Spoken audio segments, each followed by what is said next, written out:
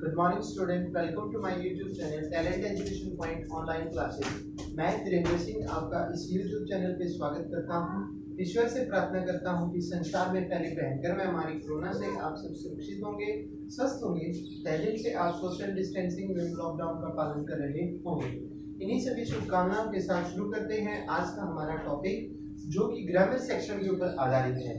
जैसे कि आप जानते हैं कि ग्रामर सेक्शन में हमारी 10 सीक्वेंसेस चल रही थी और उस 10 सीक्वेंसेस में हम आगे बढ़ते हुए पास्ट कॉन्टिन्यूस तक पहुंच चुके थे। आज हम इस पीरियड में डिस्कस करने वाले हैं past perfect continuous past perfect tense की। ठीक है, तो जैसे कि मैंने आपको पहले भी बताया है कि सीक्वेंसेस को रिवाइज करवाने का मेरे दो औचित्य है।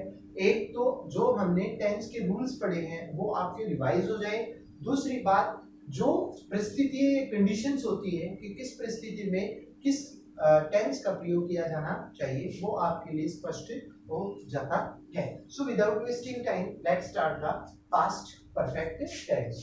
पहले तो हम इसके बेसिक रूल की बात करें तो पास्ट परफेक्ट टेंस में आपको मालूम है कि जब हम पास्ट की बात करते हैं तो इसमें हमें चुका, चुकी, चुके, लेकिन ये पास्ट है तो पास्ट के लिए क्या रहता है? था, थे, थी।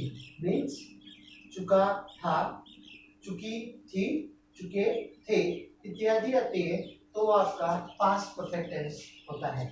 इसके अलावा हमने एक चीज को और भी समझा है कि जो पास्ट परफेक्ट टेंस होता है इसमें हमेशा वर्ब की थर्ड फॉर्म का प्रयोग किया जाता है। वर्ब की कौन सी फॉर्म लगती है? थर्ड फॉर्म लगती है।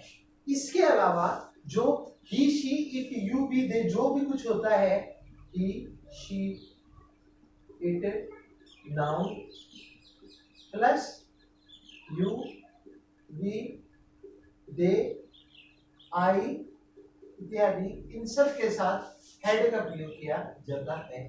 और पर्सनवाचक या इंटरोगेटिव सेंटेंसेस में जो हेल्पिंग वर्ब होती है वो वाक्य के शुरू में आती है। ये तो हमने बेसिक रूल किए थे, लेकिन आज हम इस पीरियड में ये समझेंगे कि इस टेंस का किन किन कंडीशन, ये किन किन परिस्थितियों में प्रयोग किया जाता है। So let's start the topic.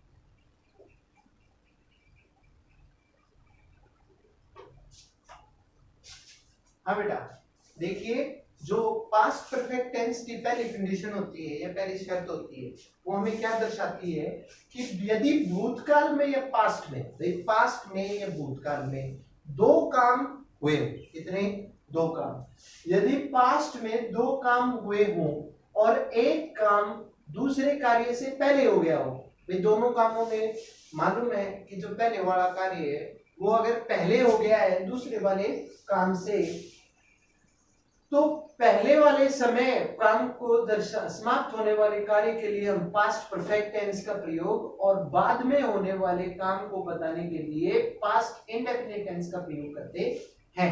Confuse नहीं होना, फिर से समझिए कि भाई दो काम अगर एक साथ हो रहे थे, ठीक है, उनमें से पहले वाला काम जो है वो पहले समाप्त हो चुका है दूसरे काम से पहले, ठीक है।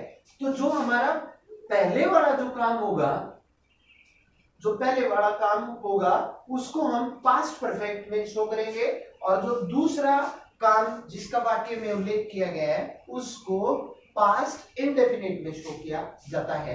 जैसे एग्जांपल देखिए, द थीफ हैड एस्केप्ड, पहला, दूसरा क्या है, बिफोर द पुलिस केम। अब इसमें ध्यान देने की एक चीज है कि दो काम हुए, पहला ये चोर भागा, दूसरा पुलिस आई, दो काम हुए, लेकिन इन दो कामों में से एक काम जो है वो पहले समाप्त हो गया है। कौन सा, कि पुलिस के आने से पहले चोर जो है वो भाग गया। भाई पुलिस जब आई तो चोर जो था वो भाग चुका था। अब कितने काम हुए इस वाक्य में, एक, दो। अब इन दोनों कामों में से पहले काम कौन सा हुआ है, चोर भाग चुका है। तो पहले काम को दर्शाने के लिए किसका प्रयोग किया जाता है, पास्ट परफेक्ट टेंस का। किसका, पास्ट परफेक्ट टेंस का। तो इस एग्जांपल में हमने पास्ट परफेक्ट में दिखा दिया, कैसे, हैड हेल्पिंग वर्ब आ गई, वर्ब की थर्ड फॉर्म आ गई। क्यों दिखाया, क्योंकि ये काम पहले घटित हुआ है। वैसे ही द पुलिस केम, ये आपका किस में गया, पास्ट इंडेफिनिट टेंस। किसमें गया, पास्ट इंडेफिनिट टेंस में। तो द थीफ हैड एस्केप्ड, क्योंकि बेटा दो काम एक साथ हो, दो काम हुए ना, एक तो चोर में भागा, दूसरा पुलिस आई, भाग चुका था, चोर भाग चुका था, पुलिस आई, मतलब चोर पुलिस के आने से पहले जा चुका था भी, ठीक है। तो पहले काम क्या हुआ, चोर के जाने का, उसको हमने दर्शाना है किसमें, पास्ट परफेक्ट में। तो थीफ हैड एस्केप्ड हो गया। अब यहाँ पे the police came, second part क्या हुआ आपका, पास्ट इंडेफिनिट में, क्योंकि ये वाक्य का दूसरा हिस्सा या दूसरा काम है, ठीक है बेटा। अगला एग्जांपल देखिए, द बेबी स्लेप्ट, जो बच्चा है वो सोया, द मदर हैड कुक्ड, बच्चा कब सोया, मदर हैड कुक्ड, माता ने पहले क्या किया, भोजन बना चुकी थी, पहले काम समाप्त हो चुका था, क्या, कि माता जो है वो भोजन बना चुकी थी, ठीक है। और माता के भोजन बनाने के बाद क्या हुआ है, बच्चा सोया है। माता के भोजन बनाने के बाद क्या हुआ है, बच्चा सोया है। तो इसमें पहले काम कौन सा हुआ है, मदर हैड कुक्ड, माता ने भोजन बनाया, ठीक है। और उससे बाद कौन सा काम हुआ है, पहले, बाद में कौन सा हुआ था, बेबी स्लेप्ट, तो बच्चा सोया भोजन बनाने के बाद। तो जो पहले वाला काम था मदर हैड कुक्ड, उसको पास्ट इंडेफिनिट में शो किया गया, और द बेबी स्लेप्ट, उसको आपने पास्ट इंडेफिनिट में बेबी हैड स्लेप्ट इसको पास्ट इंडेफिनिट में शो किया, और मदर हैड कुक्ड इसको पास्ट परफेक्ट में शो किया गया है, ठीक है बेटा। ठीक है। तो इस तरह से जो पहला रूल है जिसमें आपने ये समझा कि भाई दो कार्य हुए हैं कब, पास्ट में, तो जो पहला काम हुआ है दो कार्यों में, उस पहले काम को तो पास्ट परफेक्ट में दर्शाना है, दूसरे काम को पास्ट इंडेफिनिट में दिखाया जाता है। चलते हैं अगले रूल में।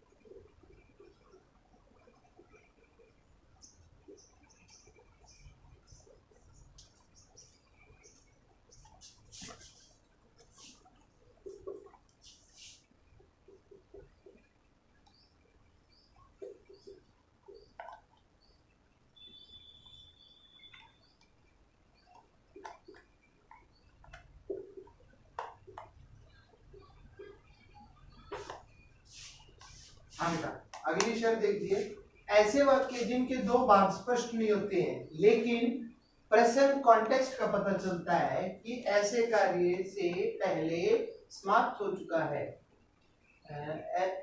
यह कार्य दूसरे कार्य से पहले समाप्त हो चुका है, के लिए पास्ट परफेक्ट टेंस का प्रयोग किया जाता है। मींस ऐसे वाक्य जिनमें आपको दो भाग मिलेंगे, जैसे पहले वाली कंडीशन हमने पढ़ी थी ना कि भी किसी वाक्य में दो कामों को दर्शाया जाएगा, तो अगर जो पहले वाला काम है उसको दर्शाने के लिए तो हमेशा पास्ट परफेक्ट टेंस का प्रयोग किया जाता है, दूसरा काम दर्शाने के लिए वाक्य में पास्ट इंडेफिनिट का प्रयोग किया जाता है।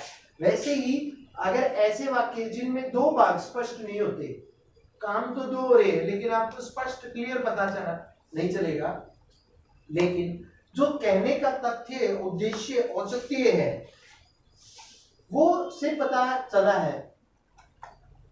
ऐसे वाक्य जिसके दो भाग हैं, स्पष्ट नहीं है, ठीक है, स्पष्ट नहीं है, लेकिन प्रेजेंट टेस्ट कॉन्टेक्स्ट या कहने का जो तथ्य है वो स्पष्ट होता हो, यह होता हो कि यह कार्य दूसरे कार्य से पहले, कि जिस कार्य का उल्लेख किया गया है वो काम दूसरे काम से पहले हो रहा है, उसको दर्शाने के लिए हमेशा पास्ट परफेक्ट टेंस का प्रयोग किया जाता है। मतलब the sun had already set, जो सूर्य था वो पहले ही अस्त हो चुका था।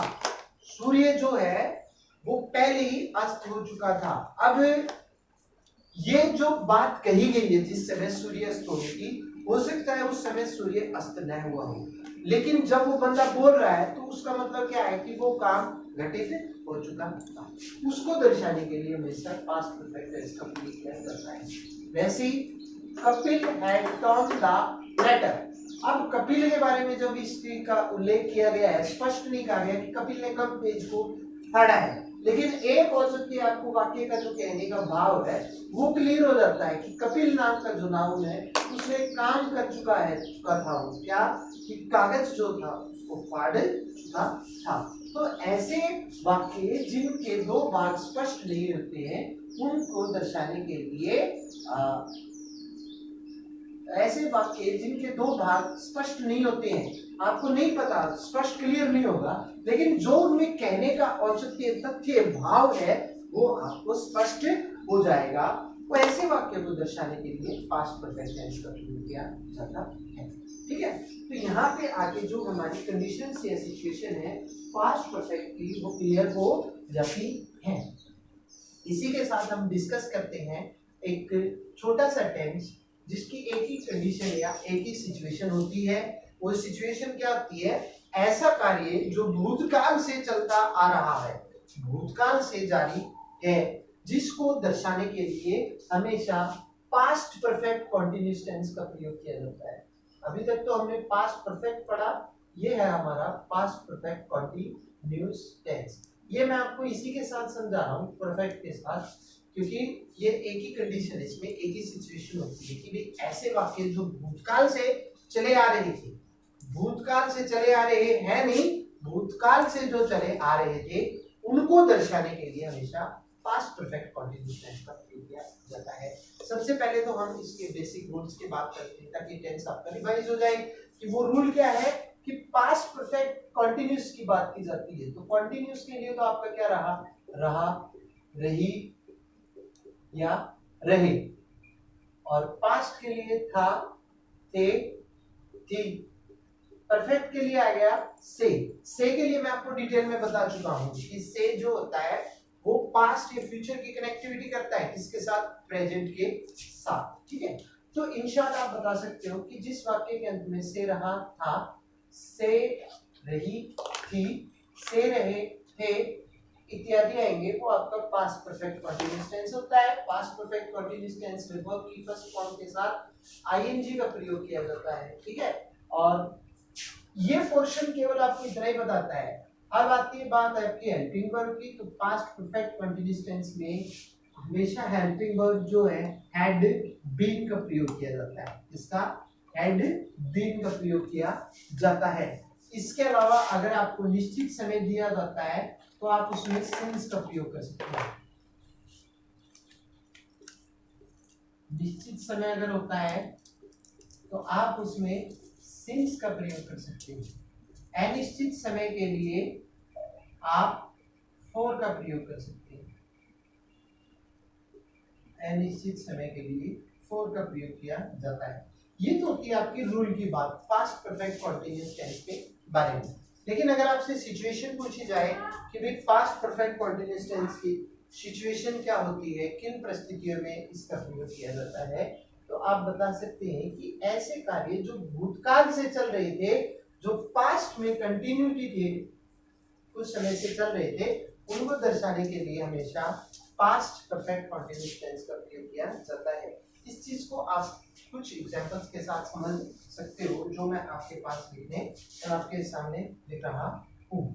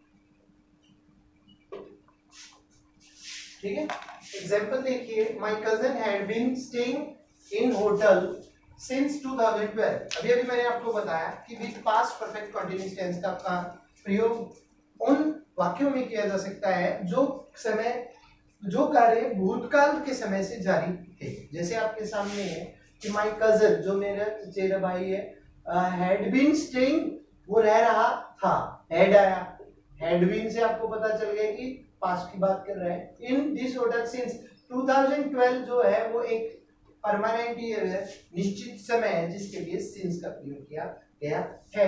और Indian cricket team had been winning, जो भारतीय क्रिकेट टीम थी, रह रहा था, sorry, my cousin had been staying in this hotel, मेरा चचेरा भाई जो था इस होटल में रह रहा था, कब से? 2012 से, जो निश्चित समय है। वैसे ही Indian cricket team had been winning several matches since world cup, ये सिंस किस लिए है? निश्चित है, क्या? World cup. तो भारतीय क्रिकेट टीम जो है वो कई मैचों को जीत रही थी, कब से? वर्ल्ड कप से। तो वर्ल्ड कप जो है वो आपका एक निश्चित समय हो जाता है। तो यहाँ पे आके जो आपके दो टेंसों की टेंस सीक्वेंसेस है, प्रेजेंट, पास्ट परफेक्ट और पास्ट परफेक्ट कंटीन्यूअस टेंस की, वो समाप्त हो जाती है। यानी कि टेंस की सीक्वेंसेस की सीरीज में आपका पास्ट और प्रेजेंट टेंस जो है वो कंप्लीट हो जाता है। जो अब बचा है हमारा टेंस सीक्वेंसेस में एक टेंस जिसके 4 पार्ट बाकी हैं, जो हम अगली कक्षाओं में डिस्कस करेंगे। उम्मीद करता हूं कि मैंने जो आपको टेंस सीक्वेंसेस दो टेंसों की समझाई है ये आपको समझ में आई होगी। यदि आपको कोई त्रुटि या कमी लगी हो तो आप इसे कमेंट बॉक्स में मेंशन करें। अगर आपने चैनल को सब्सक्राइब नहीं किया है तो चैनल को सब्सक्राइब करें, लाइक करें, शेयर करें और घर पे बैठ के ज्यादा से ज्यादा पढ़ें, क्योंकि आपका कीमती समय बहुत ही जरूरी है, आवश्यक है, और आप इस कीमती समय का सदुपयोग करें। यही सभी शुभकामनाओं के साथ मैं आपसे मिलूंगा अगली कक्षा में। तब के लिए ईश्वर आपको स्वस्थ रखे, सुरक्षित रखे और आप अपने घरों में खुश रहें। इन्हीं सभी शुभकामनाओं के साथ जय हिंद, जय भारत।